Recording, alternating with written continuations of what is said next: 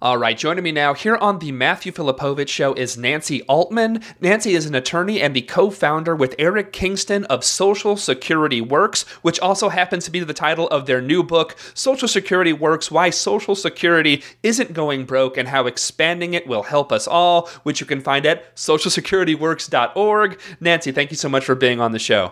Thank you so much for having me. All right, so Nancy, one of the great things about the book is it actually dispels the myth that Social Security is going broke. And again, you guys dispel so many myths about Social Security in the book. Tell us why Social Security is not going broke. There's been so much misinformation, as you say. Social Security is extremely conservatively financed. It is pension terms is in the so-called green zone as opposed to the yellow or red zone. It is very financially soundly structured. Whenever you project out 75 years, which is what the actuaries do with Social Security every single year, part of its conservative financing, most pensions project out maybe 20 years, but Social Security projects out 75 years. Sometimes way in the distance you'll see a surplus or you'll see a deficit. You won't find perfect balance. So there is a projected deficit out very, very far, but there's no way that it's going broke. It's sponsored by the federal government. The deficit is only 25 cents on the dollar. Now that's not good enough, but there's no way that Congress would have to repeal the law for Social Security to go broke. Well, let's dig into some of the other big myths. Again, the book has easily, 20 of them or something like that. Give us the top few that a lot of people who maybe don't follow the issue, they might hear it not only on something like Fox News, but they might see some right-wing clown arguing it on CNN. You might see some centrist Democrats arguing the need for Social Security reform on CNN or MSNBC. Talk about some of the big lies and myths that are out there, other than the fact that it's just going broke. I think the biggest one is that it's not affordable, which goes along with it's going broke. That somehow, you hear people say, oh, it was a wonderful program, but it's not sustainable. That, again, is just not accurate. Social Security its benefits are extremely modest by virtually any measure. They're very modest benefits, though there are vital benefits. And as a percentage of gross domestic product, which are all the nation's wealth, we're the nation with the highest GDP in the world, we're the wealthiest nation in the world. Based on that, Social Security now takes about 5% of GDP, and it's equivalent in 75 years to about 6%. So that's what we're talking about. It's not,